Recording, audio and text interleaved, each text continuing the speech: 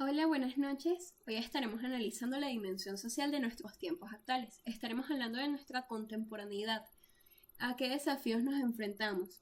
Y bueno, es una época que muchos autores describen como una época de pesadilla, una distopía, una época toda caótica y bueno, veremos realmente qué es lo que pasa. Muchos autores le llaman a esta época posmodernidad, pero los dos que estaremos tratando el día de hoy, que son eh, Bauman y Beck, y también Giddens, cuando hablemos de modernidad en sí, lo tratan como modernidad líquida para Bauman y segunda modernidad para Beck. De la primera modernidad es la que nos hablará Giddens, es algo que debemos tener bastante en cuenta, que Giddens está hablando de la modernidad en sí. Y bueno, vamos a buscar como los orígenes de por qué dicen que esta época es tan horrible. De hecho, porque esta época hay tanta incertidumbre y bueno, todo eso. Vamos a ver qué fue lo que falló, porque tenemos dos modernidades. Si Beck dice que hay una segunda modernidad, es porque hay una primera. ¿Será esa la modernidad original? ¿Será que la modernidad fracasó? Spoiler, sí. Hay algo que quedó inconcluso, pero bueno, ahorita lo vamos a ver. Déjame decir que esto es como un podcast, pero también es como de cosas que estoy diciendo de los libros. Realmente no tengo ningún guión y me voy guiando un poquito en las diapositivas. Pero las diapositivas no tienen casi imágenes porque, bueno, no me dio tiempo de hacerlas, no me dio tiempo de hacer esquemas, que es algo fundamental para este tema. Entonces, bueno, en las diapositivas nada más estaré fijando para los conceptos. Igual para este tema es muy importante hacer esquemas, entonces es como una tarea. O sea, hacer los esquemas es muy importante para poder relacionar los conceptos, porque no son conceptos fáciles. Yo estoy aquí dando mi mayor esfuerzo, pero me voy a trabar muchísimo y a lo mejor, no sé, espero no serlo tan mal. Pero bueno, empecemos. Para hablar de segunda modernidad o modernidad líquida o posmodernidad, vamos a tener que hablar primero de la primera modernidad. Ok, la modernidad es un modo de vida que nació en Europa en la Edad Moderna. La Edad Moderna fue la más penetrante mundialmente en la historia de la humanidad, pues trajo avance tecnológico, avance científico, avance individual, eh, dio el significado de realmente como progreso, como lo conocemos hoy en día. Trajo a la mesa el tema del dinero, las industrias, todo eso. Las revoluciones tienen que ver con la edad moderna, la colonización tiene que ver con la edad moderna, todas las grandes revoluciones tienen que ver con la edad moderna. La edad moderna es la época de la revolución, revolución independentista, revolución científica, todas esas cosas. Entonces, bueno, la modernidad tiene unas características que son los proyectos que se llevaron a cabo en esa época. Tenemos el proyecto de construcción del individuo. Antes, en la Edad Media, que se suele comparar, o sea, se suele contraponer la modernidad y la Edad Media. En la Edad Media, una persona, a lo mejor un campesino, era juzgada nada más como por su estrato social, por lo que hacía. Si eras un campesino, bueno, todos los campesinos son iguales. Si eres un granjero, todos los granjeros son iguales. No les interesa ni saber tu nombre. Y legalmente, o sea, legítimamente no tienes un apellido. Eres igual que los otros. Nunca vas a lograr avanzar. Los únicos que sí tenían como algún identificador, aparte de su nombre, eran los de la realeza, que sí merecían ser distinguidos de otra manera. Bueno, la modernidad acabó con todo eso. Tenemos el proyecto de construcción del individuo, es decir, como la identidad, realmente. Bueno, no, la identidad propiamente no, sino como que todos somos diferentes. Cada cabeza es un mundo. Entonces, obviamente nacieron los apellidos. No es lo mismo decir Mariana Quintana que Valeria Sánchez. Saludos a Valeria Sánchez, mi amiga. Y bueno, porque somos diferentes, porque venimos de familias diferentes y ahí ya notamos una diferencia. Pero es que en sí mismas nosotras somos diferentes, como cualquier persona es diferente de la otra.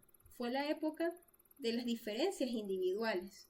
que son ricas en sí mismas porque nos ayuda a construir culturas increíbles y poder comparar esas culturas con las otras. Tenemos el proyecto de construcción de un saber racional, la ciencia. Tenemos las ciencias sociales y las ciencias duras, vamos a decirlo así. La revolución científica. Antes el hombre era obligado a creer en Dios y no lo aniquilaban. Y bueno, Dios realmente se volvió algo privado. El humano, el hombre, con la ciencia, logró compararse a Dios. Yo creo que como un proceso más que todo bastante resentido, de alguna manera, porque, bueno, mucha gente murió quemada en la Inquisición, Edad Media, esas edades de oscurantismo medieval. La manera de explicar los fenómenos era totalmente voluntad de Dios, voluntad de Dios. Entonces, bueno, en un arranque de ira quizás del hombre, quizás justificado, bueno, justificó todo con la ciencia. Y bueno, eso también es muy bueno porque se crearon las ciencias, revolución científica, saber, escuelas, todo eso. Tenemos el proyecto político modernizador, que tiene algo curioso, porque aquí estamos hablando de individuos, personas que son diferentes, que cada cabeza es un mundo, que cada quien tiene sus propias opiniones.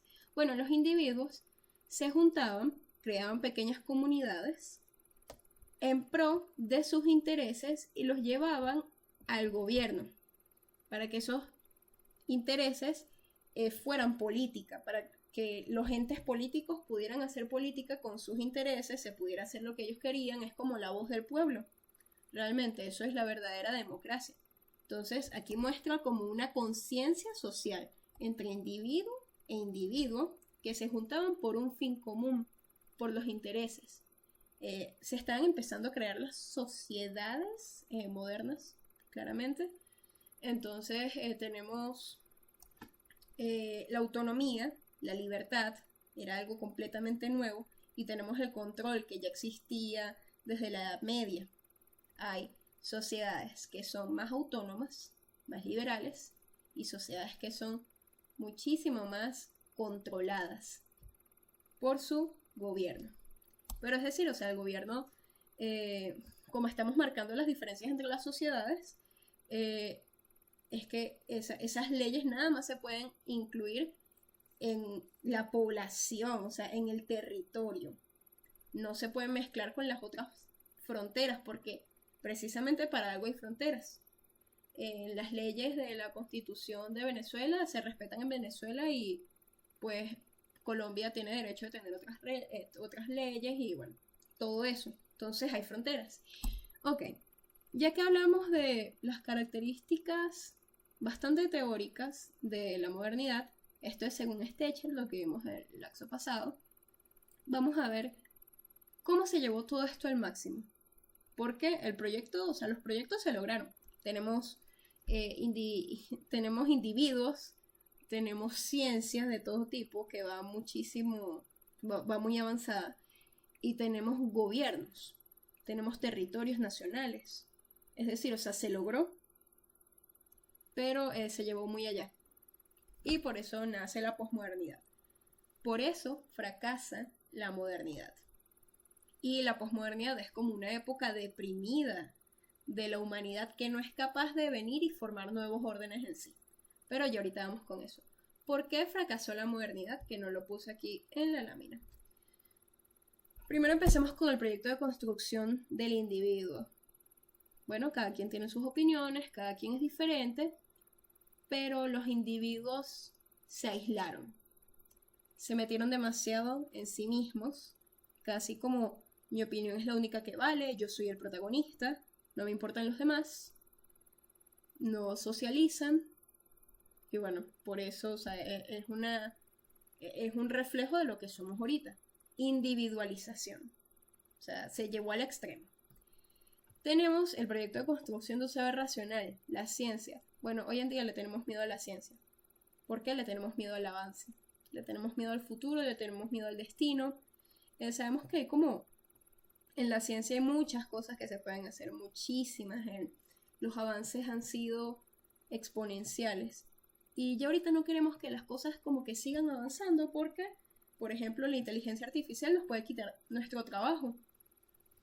Los dibujos, por ejemplo, de la inteligencia artificial cada vez se han hecho mejores y están, o sea, los ilustradores, los artistas están muy preocupados por eso, creen que ya no van a tener trabajo y entonces hay muchos debates y todo eso. ¿Qué más? Bueno, al final ciencia también es la creación de armas, de bombas nucleares. Entonces, como que estamos muy conscientes de que tenemos armas y bombas nucleares y tenemos mucho miedo de un conflicto nuclear, una tercera guerra mundial que dejaría al mundo en la nada. Entonces nosotros, no sé, no queremos que avance el tiempo. Básicamente queremos quedarnos en el presente, vivir el presente, ser feliz con el presente, pero ya la planificación, pues ya no mucho porque le tenemos miedo al progreso. Entonces, la ciencia que antes era buena, pues la ciencia para la gente en general se volvió como de miedo, porque se han destruido muchas cosas. De verdad que la modernidad también ha destruido muchas cosas. Y tenemos el proyecto político modernizador, que estamos hablando de la democracia. Pues ya nadie cree en la democracia. Realmente, o sea, simplemente eso, ya nadie cree en la democracia, ya nadie cree en sus gobiernos. Y esto resulta en la degradación total del gobierno. Ya lo vamos a ver pronto con el texto de Ubeck. Pero básicamente la política sale del gobierno y tenemos que repensar la política, porque política siempre se ha hecho, pero solemos relacionar la política con el gobierno, con el Estado-Nación. Bueno, el Estado-Nación se acabó y ahora los acreedores de ese poder son otros. Entonces podemos ver que sí, de verdad que estamos en una época de crisis, que todos estos modelos fracasaron de alguna manera, socialmente, sobre todo. Y bueno, vamos a seguir definiendo nuestra época actual. Pero antes de eso, antes de seguir definiendo nuestra época actual, tenemos que preguntarnos ¿qué pasó? O sea, ¿qué fue lo que pasó realmente en la modernidad? Más allá del libro de texto, ¿qué pasó realmente en la modernidad? ¿Cómo nos comportamos en la modernidad?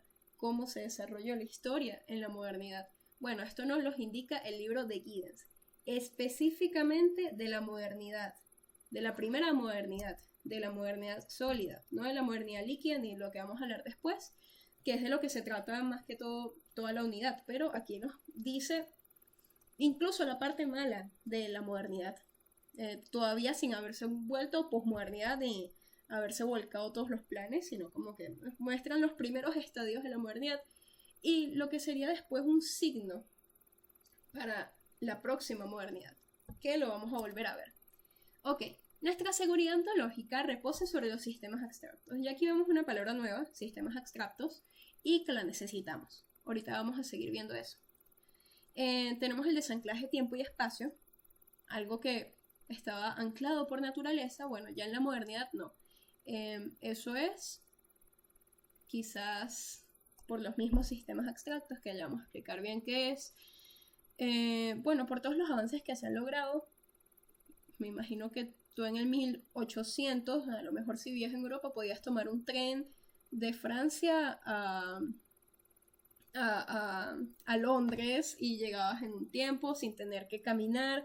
Es como que el tiempo y el espacio realmente se separan, porque sabemos que no te tomaría 3 horas llegar de Francia a Londres. O sea, se rompió esa barrera del tiempo en el espacio. El espacio es estacionario, o sea, está ahí. Y el tiempo, bueno, estaba ligado con el espacio, pero ahora el tiempo, las barreras del tiempo son rompibles, de verdad que sí. Y tenemos la transformación de la intimidad que afecta nuestros mecanismos de fiabilidad. Esto es algo bastante curioso porque el mismo Giddens lo dice como un punto principal. Él específicamente dice: las tendencias generalizadoras de la modernidad afectan directamente en una relación bidireccional y dialéctica a la transformación de la intimidad. ¿Qué quiere decir esto? Que bueno, que las tendencias globalizadoras de la modernidad, o sea, la expansión de la modernidad, afecta nuestra intimidad, afecta cómo nos relacionamos, afecta lo que, o sea, lo que consideramos como nuestro, ¿ok? Esa transformación de la intimidad, cómo cambian las relaciones, cómo cambian los vínculos, afecta a su vez a los mecanismos de fiabilidad, cómo construimos una relación, un vínculo con alguien. Y esos mecanismos de fiabilidad que sirven para hacer relaciones personales, bueno, las relaciones personales influyen en nosotros de una manera increíble, porque ahora el proyecto de construcción del yo es reflexivo. Y todo esto está ligado con los sistemas abstractos, porque nosotros podemos tener nuestra vida personal como al margen de los sistemas abstractos, pero también los sistemas abstractos nos dan en sí posibilidades y nos ofrecen incluso otras ofertas para venir y tener nuestra vida personal. Ok, ya dijimos todo esto y tenemos el Juggernaut. El Juggernaut ya lo vamos a seguir viendo, pero tiene que ver con cómo Giddens ve la modernidad propiamente. Empecemos. Ok, los sistemas abstractos. Los sistemas abstractos son complejos mecanismos sobre los que descansa nuestra seguridad ontológica. ¿Qué es nuestra seguridad ontológica específicamente? Nuestra seguridad ontológica es la fiabilidad básica en las circunstancias estables de la autoidentidad y el entorno circundante. Una estabilidad en el ambiente. Una estabilidad en nuestra vida, nosotros mismos. Esto tiene mucho que ver con mundo de la vida y actitud natural. ¿Cómo nosotros usamos esos sistemas abstractos? Son sistemas en los que no vemos, no tienen cara. Puede ser el sistema de transporte de Venezuela, el sistema de educación de Venezuela. Pero, o sea, son sistemas de los que obviamente forman parte en personas, pero no están compuestos por esa persona en sí, entonces como que no podemos ver muy bien sus intenciones.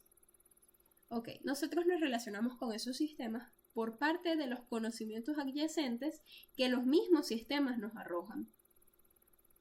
Es decir, para usar el metro de Caracas se tiene que tener un tiquecito y ese tiquecito tú lo vas a pasar por la taquilla y la cuestión, o sea, eso lo sabemos y simplemente necesitamos saber eso y que tenemos que esperar quizás en la línea para entrar al metro y después quizás ya es más difícil saber andar en metro, saber la estación, pero tú una vez lo sabes y ya ese sistema de metro se vuelve tu amigo porque ya tú dices, ah bueno, ok, es seguro, es confiable, es fiable, me puede llevar a mi lugar a tiempo y bueno, chévere. Bueno, este ahora va a ser mi nuevo medio de transporte. Esto tiene mucho que ver con seguridad ontológica. Entonces, ya podemos decir que la seguridad ontológica descansa sobre los sistemas abstractos. Es decir, nosotros dependemos activamente de los sistemas abstractos. Perfecto. Pero ¿qué pasa?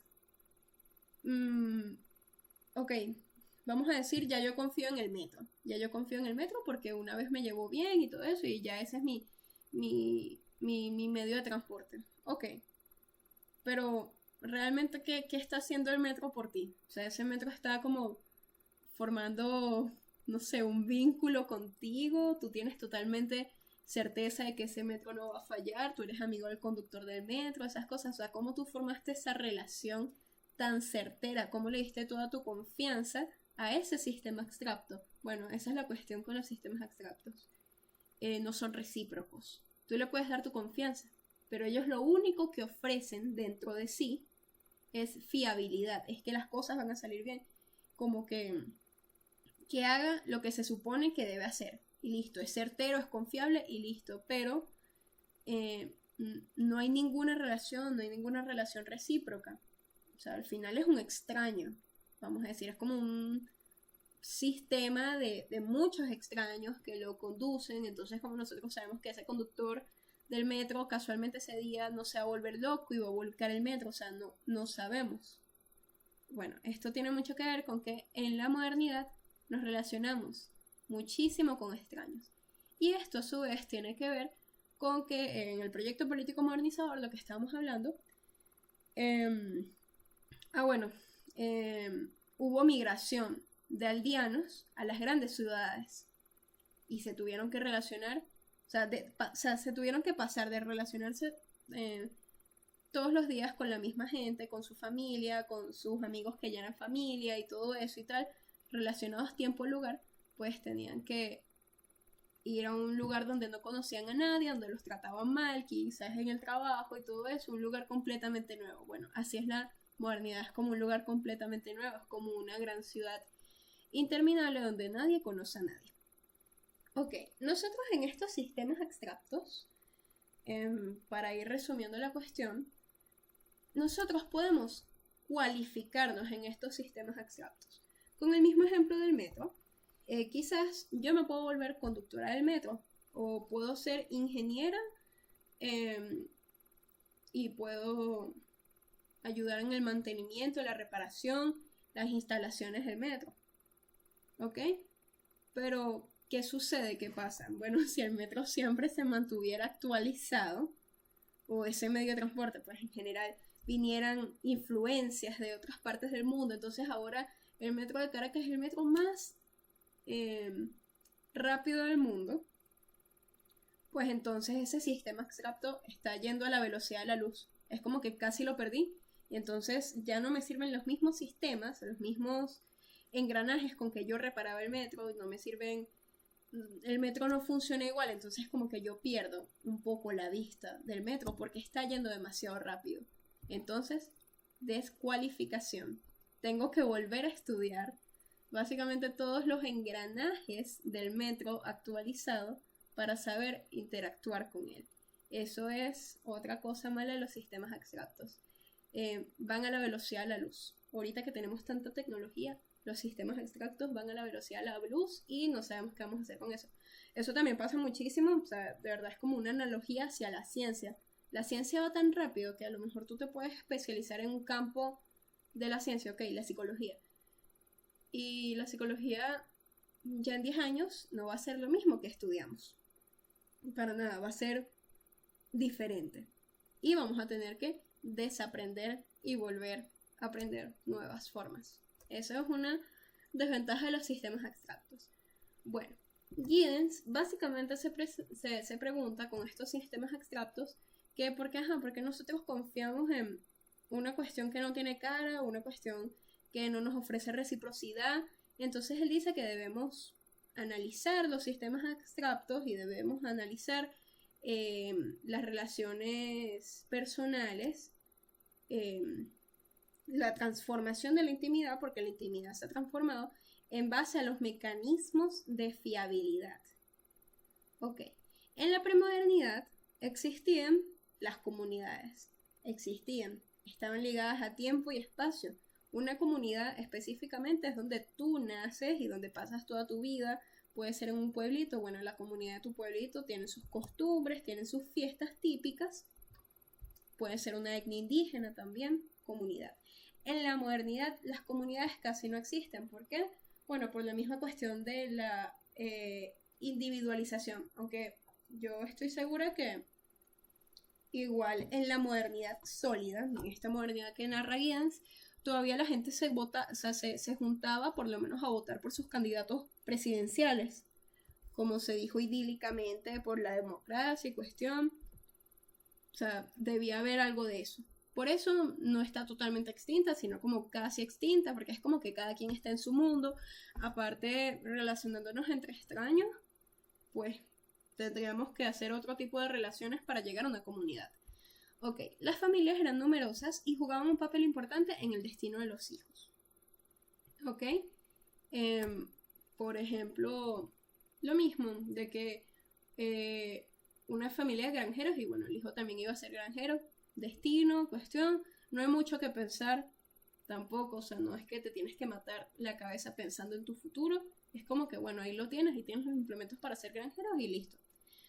En la modernidad la familia queda bastante en segundo plano y bajo mi percepción la familia puede ser considerada una institución zombie, que ya vamos a ver bien qué es eso. Los amigos debían ser honorables y mostrar su valía. Algo también importante es que los amigos primero no eran amigos, eran como gente que, bueno, a lo mejor te tocó en una misión, en una travesía de la Edad Media, en una travesía medieval, ¿ok? Que te tocó ir con ellos, o sea, los compañeros de travesías. A lo mejor si eras granjero, bueno, era el que tenía que sembrar contigo las parcelas y bueno, después que se fueron conociendo y viste que es una persona honorable, es una persona que no traiciona, eh, porque el honor demuestra valía en esos tiempos, bueno, ya ahí se pueden volver verdaderos amigos, pero, o sea, primero era algo bastante personal, bastante ligado al tiempo y al lugar. Ya después, si se vuelven amigos, se pueden encontrar en sus propias casas. Pero primero que todo, era el deber, vamos a decir. Y en la modernidad, la amistad es por reciprocidad, o sea, es decir, la amistad es un proceso activo que requiere de reciprocidad, requiere de actos, requiere de lenguajes del amor o la amistad y requiere de compartir momentos íntimos que los amigos entiendan. Si es una amistad de dos personas, bueno, que los dos amigos entiendan momentos icónicos en su relación, nosotros sabemos muy bien que nosotros no podemos llamar amigo a cualquiera. O sea, un chamo con el que casi no hablamos no lo vamos a llamar amigo. Pero una persona que la conocemos desde la infancia, que ha ido a todos tus cumpleaños, que le cuentas todos tus problemas, que hablan casi todos los días, ese sí es tu amigo. O sea, la fiabilidad. Y tenemos la primordial, los matrimonios eran arreglados. Yo dije aquí elegidos, bueno, elegidos por las familias, arreglados. Y en la modernidad, las almas gemelas y el amor romántico. Ok, nosotros estamos hablando aquí mucho de separación, tiempo y lugar, individualización y todo eso y cuestión, pero de verdad que la amistad y el amor, o sea, las relaciones conyugales, son un reanclaje del tiempo y el lugar. Son un reanclaje de lo personal y lo impersonal. Porque tú puedes conocer a una persona donde sea, pero te la llevas para otra parte, se conocen en otra parte, se conocen mejor, cuestión, y ya se vuelve tu amigo. Igual con las personas de las que nos enamoramos. Ok, tenemos proyecto de construcción del yo. Esto es muy importante. Lo impersonal invade cada vez más lo personal. La amistad, como ya dije, es un reanclaje entre el espacio y el tiempo. Las relaciones desinstitucionalizadas nos ayudan a descubrir quiénes somos en un mundo de tanta seriedad y de tanto trabajo y de tanta institucionalización. Ok, institucionalización y desinstitucionalización. Ok, por ejemplo, la familia es una relación institucionalizada, la comunidad es una relación institucionalizada, básicamente porque naciste ahí, porque es lo que te tocó, ¿ok? A lo mejor tú estás en una comunidad cuyas costumbres no estabas de acuerdo, pero no has cumplido la mayoría de edad, no tienes cómo irte, cuestión, y te tienes que calar que esa gente vele por ti, igual que la familia. Y la amistad y el amor sí es libre, o sea, sí lo puedes elegir tú. Por eso ahorita se habla mucho de la familia que uno elige. Familia nueva, gente con la que uno se siente cómodo, que no son de sangre.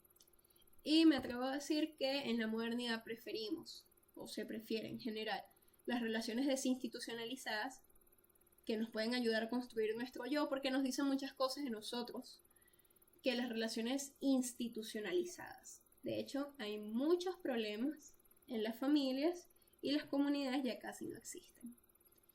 Tenemos que nuestro espacio personal es el que los sistemas abstractos nos dejan libres, además de ofrecer varios más en su interacción. Ya nosotros estábamos hablando de que lo impersonal iba de cada vez más lo personal.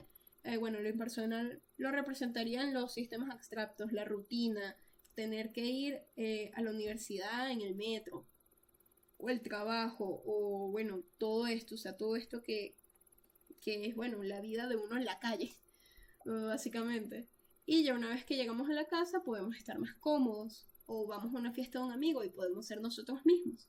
Bueno, pero lo impersonal invade cada vez más lo personal. Podemos hablar también de un papá que se la pasa trabajando todo el día, o una mamá también que se la pasa trabajando todo el día, pero digo estas cosas como por estereotipos de la masculinidad. Un papá que se la pasa trabajando todo el día y llega a las 9 de la noche o 8 de la noche a su casa molesto, con hambre, estresado y tal, realmente le está trayendo ese estrés y ese mal humor del trabajo, esos deberes, eso todo que le pesa del trabajo, a la casa y afecta a la gente. Entonces, lo impersonal invade cada vez más lo personal. Tenemos la fenomenología de la modernidad. Giddens utiliza la metáfora del Juggernaut para referirse a la modernidad, una locomotora desenfrenada con muchas presiones que amenazan con cambiar su rumbo. Esas muchas presiones, esas instituciones podrían ser, bajo mi teoría, podrían ser los mismos sistemas abstractos o los sistemas abstractos principales que amenazan con cambiar el rumbo.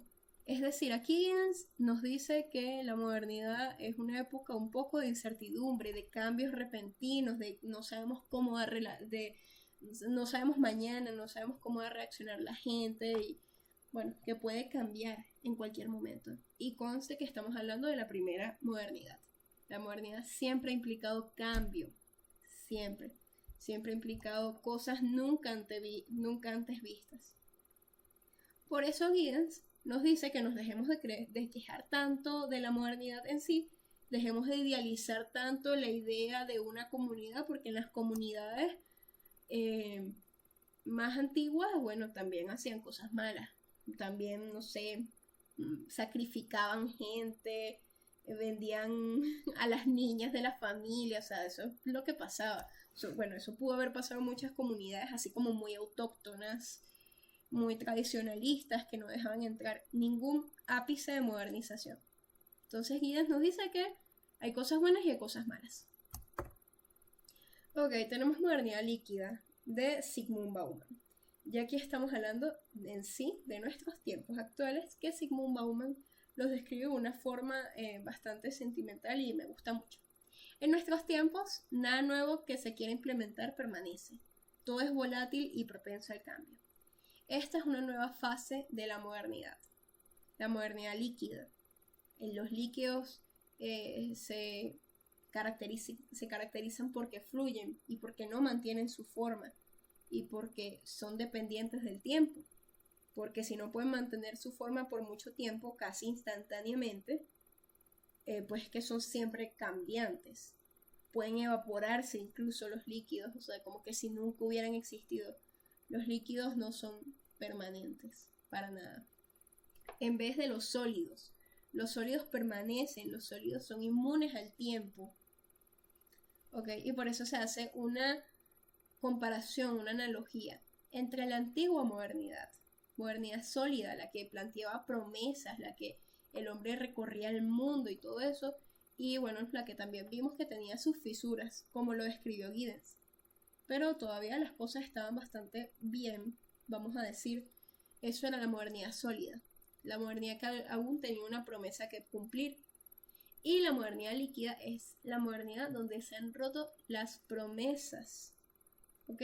La promesa de la modernidad era crear un mundo mejor, no un mundo perfecto, no un mundo utópico, simplemente un mundo mejor, un mundo más justo, y no lo logró.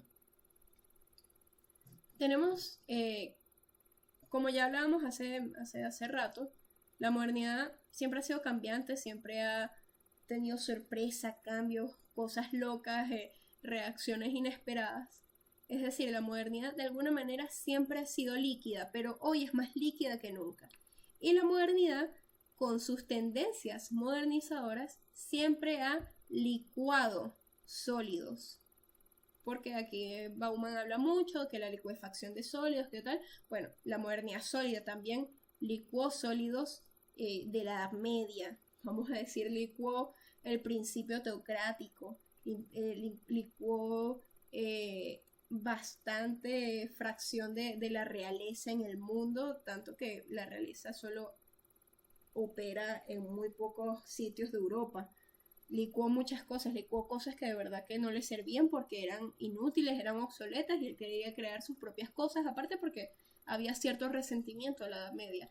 Pero la modernidad sólida creó sus propios sólidos, hizo sus nuevos modelos, podemos decir el modelo económico capitalista, podemos decir el trabajo tal y como lo conocemos hoy, podemos decir los estados nacionales, la familia como la conocemos hoy, pero bueno, la familia es bastante más antigua y lo siguió. Y en la modernidad líquida, nosotros no sabemos si licuar o no licuar, es como que esa decisión está entre nosotros, o sea, nosotros vemos si creen en la familia o no creen en la familia, creer en el Estado o no creer en el Estado, o sea, es un creer o no creer, o sea, es un ser o no ser, constante, es un cuestionamiento constante de qué hacer y queda dentro de nosotros porque es algo bastante subjetivo. Nosotros ya no alcanzamos para hacer órdenes que se implanten y que perduren en el tiempo, porque es que ya no perduran, ya ninguna idea perdura, ya es como que todo se hizo y es el fin de la historia, según lo que dice Bauman. Aquí también tiene que ver muchísimo la separación tiempo y espacio. Si bien en la modernidad el tiempo y espacio se empezaban a separar, bueno, ahora todo es instantáneo. Todo es instantáneo, tú puedes saber lo que está pasando al otro lado del mundo con un clic. Y lo sabes y te preocupas y te da miedo y todo eso, pero lo sabes. Es como que ya esa relación de tiempo y espacio no existe, se ha roto, o sea, hemos roto el tiempo, ya las cosas son instantáneas y eso también nos puede hacer mucho mal. Ok, las instituciones zombies. Las instituciones zombies, como ya lo mencionamos con la familia, es algo que utiliza Beck más adelante, que es lo que nos remite a unas instituciones, a unos sólidos, en términos de Bauman, que ya no sirven, que ya están obsoletos. Pero, es decir, las instituciones zombies tienen mucho que ver con la modernidad líquida, porque nosotros ya no sabemos qué hacer con eso. No sabemos si terminarlos de matar, o revivirlas, resucitarlas, o sea, no sabemos qué hacer con eso. Por eso la modernidad líquida está llena de instituciones zombies, o sea, como de cosas amorfas que no sabemos qué hacer con eso. No sabemos si revivir esas instituciones zombies o si de verdad ya matarlas. Revivir instituciones zombies, bueno, podríamos de alguna manera, institución zombie, familia. De alguna manera, porque la familia ya no significa lo mismo que fue hace muchos años, los valores, cuestiones ya no significan lo mismo. Se puede entender esto como una degradación de la familia, una degradación de los valores, pero realmente tenemos que ver qué sentido nos hace eso. Con la mujer trabajando y el hombre trabajando y el niño quedándose solo, ¿qué está pasando? ¿Qué va a pasar? ¿Será que vamos a meter a los abuelos dentro del núcleo familiar, que ellos también puedan tomar decisiones? ¿O qué vamos a hacer? Pero tenemos que ver bien qué vamos a hacer. Precisamente lo que hizo fracasar a la primera modernidad fue tener un poco de instituciones que no querían ser licuadas, pero que eran bastante inútiles. Y nosotros no nos atrevemos a licuarlas. Y tampoco nos atrevemos a hacer cosas nuevas. Eso es lo que nos mantiene en esta época. Y bueno, la separación tiempo y espacio, ya lo habíamos hablado, más abismal que nunca. Los amos ausentes. Ok, Bauman habla de una metáfora importante que se habla del panóptico. El panóptico, que era un artefacto para vigilar en las cárceles, era como un faro gigante que iluminaba todas las habitaciones de los presos. Pero aunque eso daba como, no sé, mucho orgullo a los policías o a los cuidadores y tal, igual siempre alguien tenía que estar ahí cuidando que nadie se escapara. O sea, entonces realmente es algo que esclavizaba también a los guardias. Pues no, ahora tenemos cámaras de seguridad. Ahora los guardias pueden tomarse su día libre y el que le toque de guardia tiene que estar ahí pendiente, pero ya después como que, o sea, nadie tiene que estar ahí esclavizado ahí ni nada, es como que los amos ausentes, es algo que nos va a importar muchísimo para las próximas lecturas, los amos ausentes, como que tú puedes controlar y no estar ahí, es una locura, como que, porque las barreras del tiempo y el espacio se rompieron, eso es lo que sucedió. Tiempos líquidos nos presenta las novedades con las que se están enfrentando las naciones más modernas del mundo, es decir, las que menos problemas premodernos tienen. Podríamos hablar de muchos sitios de Europa que son bastante modernos, podríamos hablar de Estados Unidos, podríamos hablar de quizás algunos sitios de Asia. Bueno, estos son los problemas los que se están enfrentando. Son dificultades nunca antes vistas. La condición líquida de la sociedad. Bueno, la sociedad es líquida, o sea, ninguna decisión perdura, uno no sabe cómo actuar, uno no sabe realmente qué hacer, uno no sabe cuáles decisiones no tomar porque te aseguran fracaso y tampoco sabes qué decisiones tomar para que te aseguren éxito, no sabes nada, básicamente. Es algo que nos mete muchísimo en incertidumbre, nos mete miedo y bueno. Tenemos el divorcio de la política y el poder, como ya lo hemos mencionado anteriormente, es el fin del Estado-Nación, es el fin de las fronteras, pero ya lo vamos a ver bien cómo es el fin de las fronteras, pero ya el Estado-Nación ya no tiene credibilidad, ya a la gente no le importa qué tengan que decir porque son corruptos, porque ellos mismos se han embromado con la cuestión, entonces ya el Estado-Nación ya no tiene poder. Entonces el poder y la política quedan en el aire. Ya no pertenecen al Estado-Nación. Y ahora la política, como siempre hemos conocido, o sea, hacer política, bueno, hacer leyes, hablar en conferencias presidenciales y tomar las decisiones del país y subir los sueldos y todo eso, bueno, ya eso vamos a tener que repensar política, porque la política no va a volver a ser lo mismo, porque ya el Estado-Nación no existe, se extinguió. Extinción de la seguridad pública. Ok, como el Estado-Nación ya poco a poco está desapareciendo, cada vez menos presente, el Estado-Nación es el que rige los seguros públicos.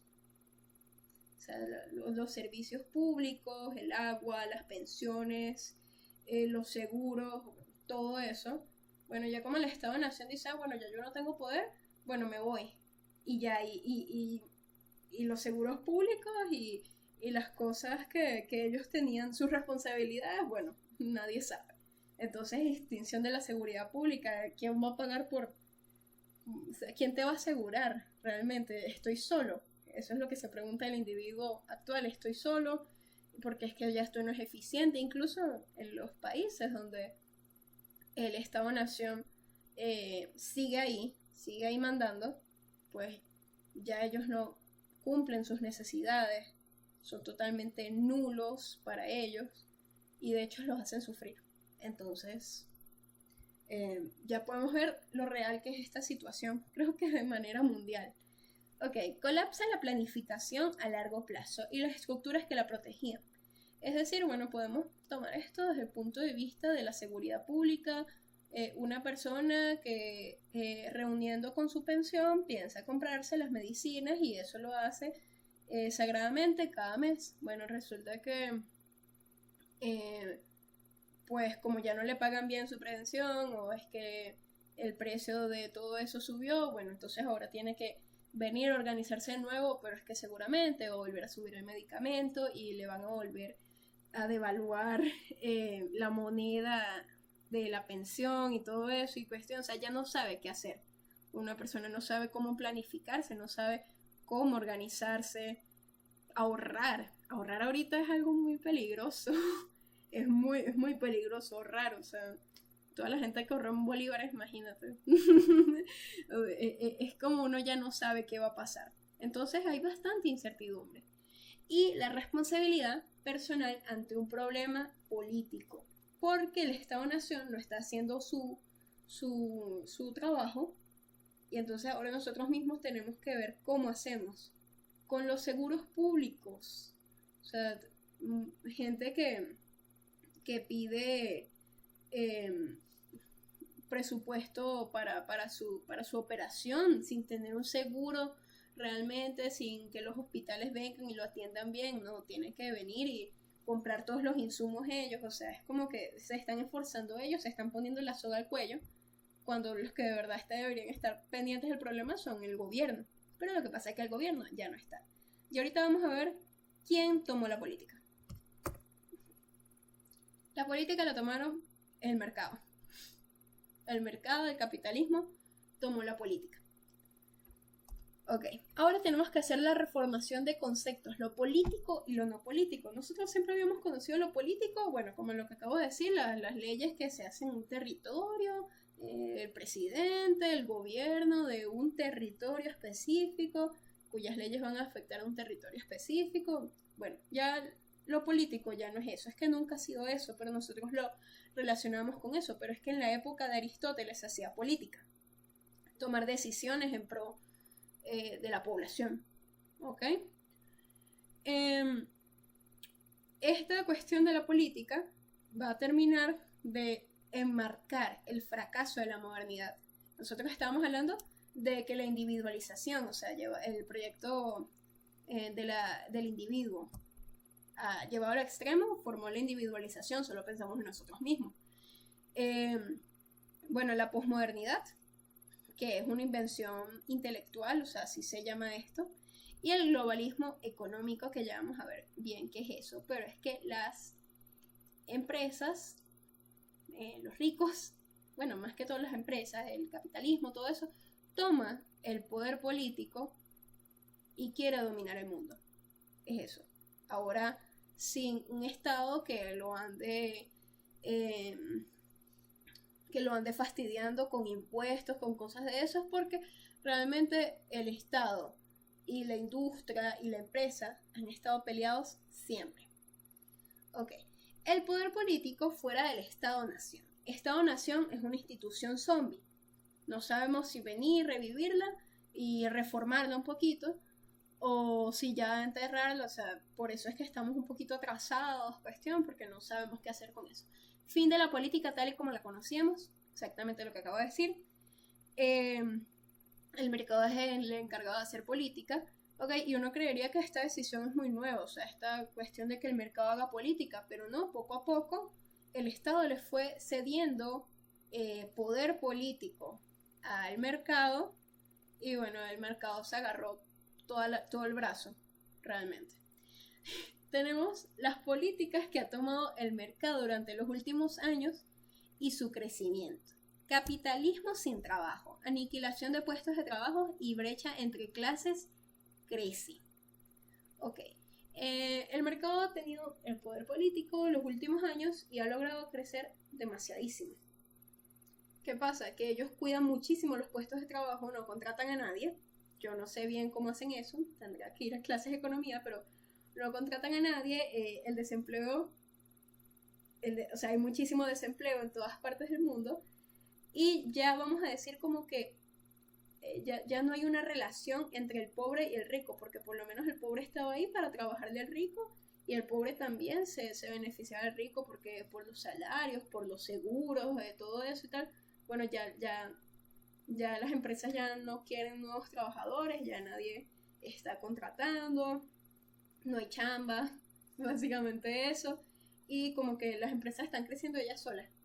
Entonces es irónico, el mismo Beck lo dice en el libro, que las empresas han encontrado un crecimiento exponencial estos últimos años, y que haya tanta pobreza, y que haya gente muriéndose de hambre. Eso es lo que dice Beck, que es irónico, que también las organizaciones así que son como mundiales, que si la ONU, que si el Banco Mundial y todo eso, bueno, lo que hace es venir y quitarle la plata a los países y volverlos más pobres y endeudarlos y todo eso. O sea, lo que hace es eso, pues. Eso es lo que dice, según Beck, que no está ayudando a la cuestión, que el Estado que se mató, se mató, y viniendo y pidiendo más mercado y todo eso. Entonces, básicamente, la brecha entre clases crece, porque ahora el pobre sin trabajo y el rico haciéndose más rico. Bueno, ¿qué hacemos?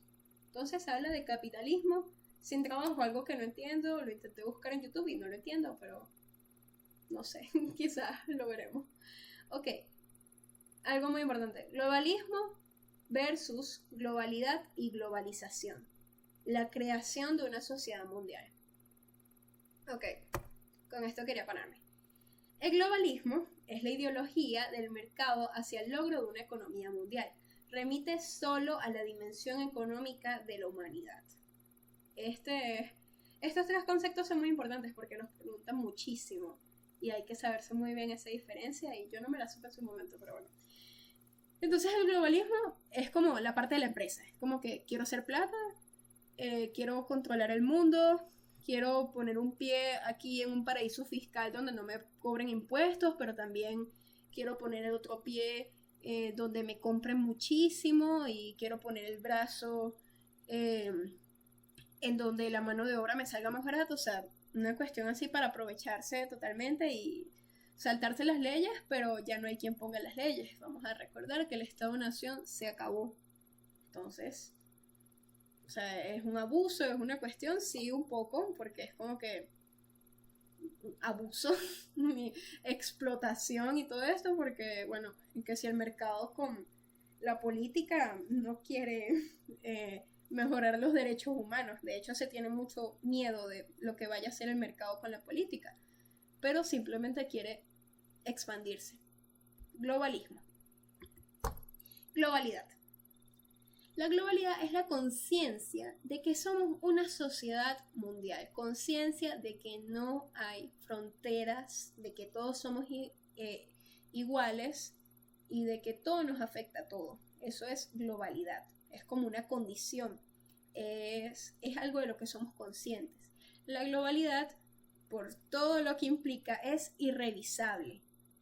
Vamos a hablar, o sea, no podemos hablar de dimensión política, dimensión cultural, dimensión social, dimensión económica, dimensión ecológica aisladamente. Tenemos que hablar una de la otra y es una tarea muy difícil. Por eso Beck dice que es irrevisable, pero también dice que tenemos que revisar, o sea, tenemos que revisar la globalidad y todas las cosas que nos unen para hacer política. Porque algo que dicen todos los autores, pero que realmente no lo puse, es que ante el emergente, como el capitalismo poniéndose la espada y diciendo que él es el nuevo dueño del poder político, él es el nuevo orden y todo eso, y nosotros cada vez estando más aislados, más solos, bueno, realmente es como que dejamos ganar a esas cosas, dejamos ganar a la potencia, no hay quien luche contra eso. La globalidad remite a una sociedad mundial. La globalización son los procesos de integración para formar una sociedad mundial. Diseño de novedades que nos unen, ¿ok? Y bueno, todo eso. Y la sociedad mundial, por otra parte, sería una sociedad. Primero hay que revisar como los términos sociedad. Sociedad son gente que tiene diferencias, pero también que comparten el mismo territorio. Y mundial, bueno, que su territorio compartido es el mundo. A pesar de sus diferencias, tienen que compartirse. ¿Y por qué nosotros ahora venimos y que una globalidad, una cuestión y tal? Bueno, porque es que todos somos conscientes de todo. Todos somos conscientes de que existe pobreza global. Todos somos conscientes de que hay íconos globales. Hay gente que todo el mundo conoce, famosos que todo el mundo conoce, películas que todo el mundo conoce, son increíblemente famosos. Hay marcas que todo el mundo conoce. O sea, está todo como muy relacionado con el consumismo, pero hay costumbres que todo el mundo conoce, que son como un poco la regla y cuestión. Entonces, básicamente lo que estaba diciendo Beck es que esto era una oportunidad para que Occidente se revise realmente, diga si su cultura es regla y tratar de juntarse con otras culturas. Realmente es como un llamado a la paz mundial. Y bueno, eso fue. Ajá, medio líquido, finalmente. Esto creo que era uno de los primeros que se ponía, o sea, de hecho el último era de Beck, pero primero quería hablar de todos estos tipos de globalización y todas esas cosas de cuestión para hablar del miedo líquido. Tenemos miedo a todo, porque ahora vivimos en una sociedad global. No hay fronteras, todo nos puede afectar a todos. Nosotros estábamos diciendo que por la misma cuestión de la separación espacio-tiempo, nosotros, o sea, instantáneamente podemos ver lo que pasa en China. Y si un avión se incendia y le cae encima un edificio en China, nosotros también sentimos que nos puede pasar eso. Y tenemos miedo y no nos queremos montar en aviones y estamos así todos ansiosos. Bueno, nosotros vivimos en ansiedad existencial en estos tiempos de modernidad líquida. realmente. ¿Y qué es lo que pasa? Que nosotros tratamos de controlar todo. Tratamos de controlar todo porque es que no queremos que nos pase nada malo. O sea, le tenemos miedo al destino. Ese es uno de los primeros de lo que dice Bauman. Le tenemos miedo al destino. Sabemos que la globalización es negativa. Este término también es importante, globalización negativa. Todos los males y peligros del mundo nos pueden pasar. Todo se combina, todo con todo. Entonces, si tú dices, no, es que un tiroteo no pasa aquí en Venezuela, eso nada más pasa en Estados Unidos. No. O sea, no sé, vienes y ves por Instagram y te da miedo de que tú estés en una situación así, cuestión, y dices, no, eso puede pasar así. Es que puede pasar, o sea, somos una sociedad global y a lo mejor un venezolano viene, ni Dios lo quiera, se siente inspirado por un tiroteo de eso y también manda a hacer un tiroteo acá y nos morimos todos. O sea, es que ya no hay allá, ya no hay otros, o sea, somos nosotros mismos, ya no hay fronteras, no hay nada que no nos incumba, todo nos incumbe y eso nos da una ansiedad horrible. Por eso es que la psicología tiene muchísimo que hacer con esta época. Nosotros tratamos de controlar todo, tenemos reapropiación de lo que creemos que podemos controlar y esto nos da miedo al destino. Estos son los típicos rituales de que voy a poner 8 cerraduras en mi casa para que no me metan a robar, que no sé qué cuestión, pero yo igual venir y cerrar cada una de las cerraduras cada noche me da miedo. Me da miedo y pienso que alguien está detrás mío. Imagínate, o sea, es una ansiedad horrible, es una incertidumbre loca. O sea, saber qué va a pasar, o sea, todas esas cosas, no saber qué va a pasar. Y esa cuestión de miedo, al final, nos hace irnos hacia el nomadismo. Nos hace volver a huir. Nos hace volver a no pertenecer a ningún lugar. Porque bueno, ahora que ya no hay fronteras, cuestión, el nomadismo, no volvemos a pertenecer a ningún lugar. Es algo que se menciona en todos los textos, el nomadismo, pero aquí precisamente también encaja. El nomadismo es un signo premoderno.